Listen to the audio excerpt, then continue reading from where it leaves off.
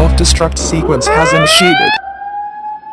जो भी आप इस वीडियो में देखने वाले हो वो बहुत ही ज्यादा क्रेजी है। अगर तुम अपने आर्टिस्ट के लिए बहुत ही ज्यादा बायस्ड हो और तुम उसके खिलाफ कुछ भी नहीं सुन सकते तो कृपया करके इस वीडियो को ना देखो। Buy fake rings or chains just to flex and gain more popularity. She says, y'all haters corny with that Illuminati mess. Let's not forget Jay-Z, who wrote for Dre on Still DRE. 9, 8, 7, 6, 5, 4, 3, 2, 1.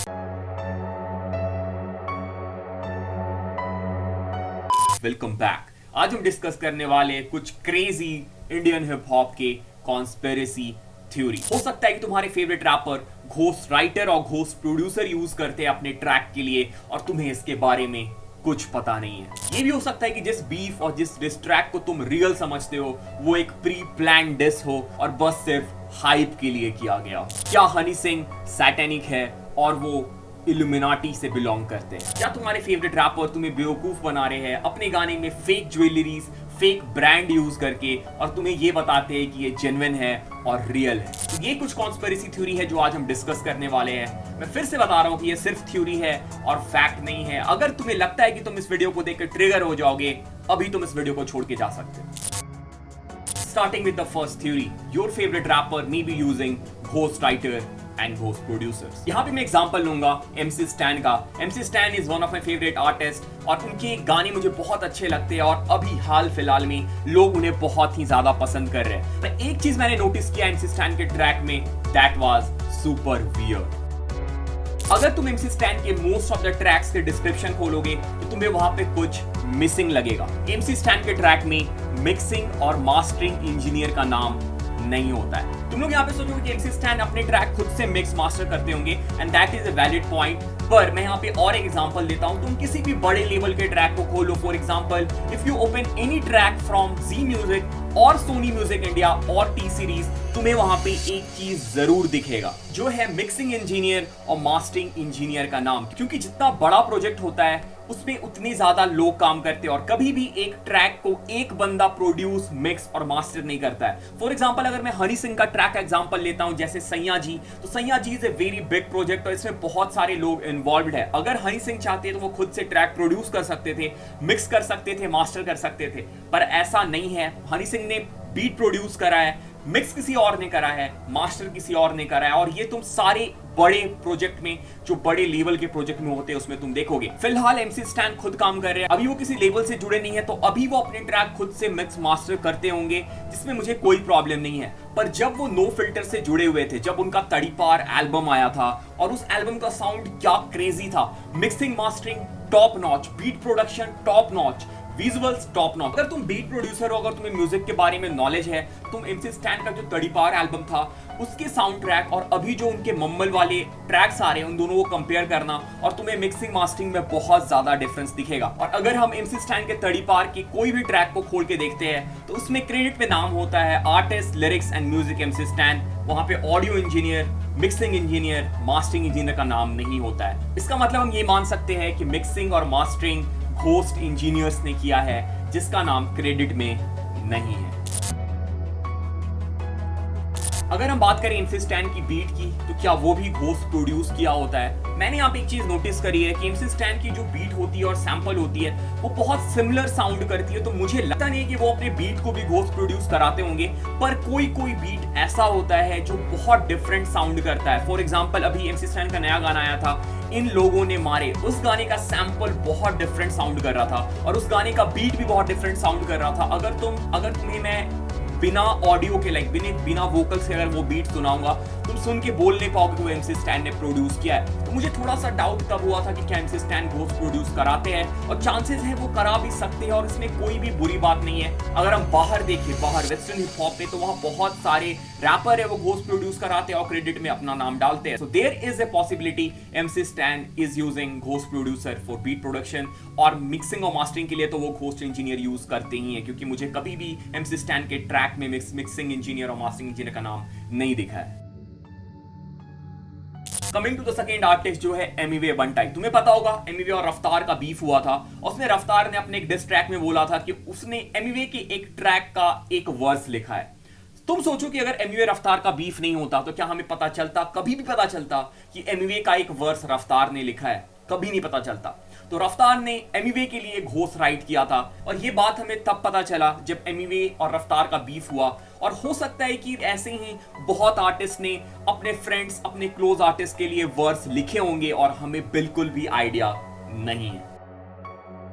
According to me ये mostly होता होगा उन wrapper के बीच जो बहुत close है, क्योंकि एमिवे और रफ्तार जब बहुत क्लोज थे तब रफ्तार ने एमिवे के लिए वर्स लिखा था। फॉर एग्जांपल जैसे कलमकार हो गया, जैसे बंटाई रिकॉर्ड्स हो गया, जैसे गली गैंग हो गया।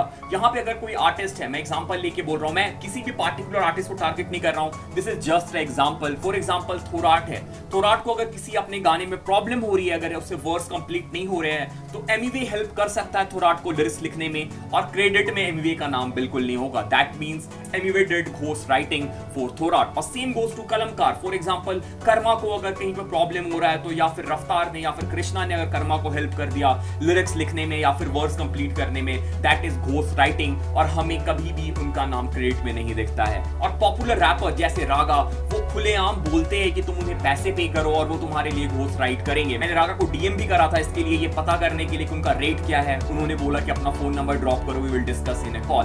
तो अगर तुम्हें रागा से लिरिक्स लिखवाना है या फिर कोई बड़े आर्टिस्ट से लिरिक्स लिखवाना है, घोस्ट राइट कराना है, तुम उनको मेल कर सकते हो, वो तुम्हारे लिरिक्स लिख के देंगे और तुम उस लिरिक्स को अपने गाने में यूज कर सकते हो। रागा ने एक बार स्टोरी भी लगाया था, उसने बोला था कि मेरे लिरिक्स बड़े बड़े रैपर यूज कर चुके हैं अपने गाने में और तुम जिस गाने को एंजॉय करते हो वो मेरा लिखा हुआ है और तुम्हें पता भी नहीं है।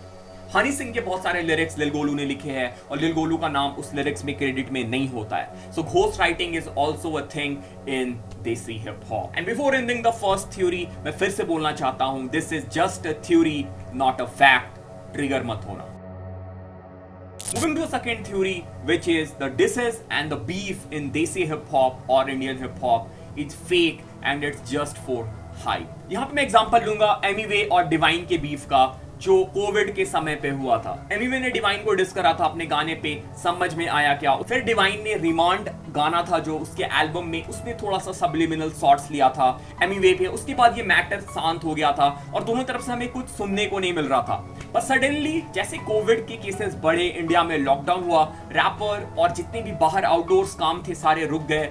उस समय डिवाइन और एमिवे का बीफ स्टार्ट हुआ। That is totally strange. और यहाँ पे सबसे फनी बात ये है कि डिवाइन एक छोटी सी बात पे ट्रिगर हो गया। एमिवे ने बोला था मैरी क्रिसमस, उस बात को डिवाइन लेके ट्रिगर हो गया और उसने डिस्ट्रैक्ट ड्रॉप कर दिया। और जब ये मैंने सुना तो मुझे बहुत अजीब सा लगा। इतने साल तक they were busy in their work, वो अपने काम पे बिजी थे, किसी ने किसी को डिस नहीं किया। जैसे वो फ्री बैठे, उनके पास टाइम था, सीधा डिवाइन ने डिस्ट्रैक्ट ड्रॉप कर दिया एमिवे के लिए। And the most funny part was ये कैसे एंड हुआ। दोनों इंस्टाग्राम पे लाइव आए और ऐसे बात कर रहे थे जैसे कि भाई इसकी पहले उनका कुछ पंगा हुआ ही नहीं है। दोनों ने एकदम फ्रेंडली वे में उस डिस को या फिर मैं बोलूं पूरा बीफ ही खत्म कर दिया।